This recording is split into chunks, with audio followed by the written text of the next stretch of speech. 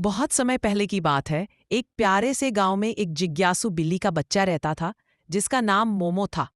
मोमो का सुंदर नारंगी रंग का फर था और उसे नई नई यात्राओं का बहुत शौक था।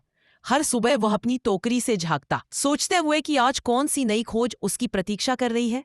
एक धूप भरा दिन था, जब मोमो ने बगीचे के पास एक तितली को उड़ते हुए देखा।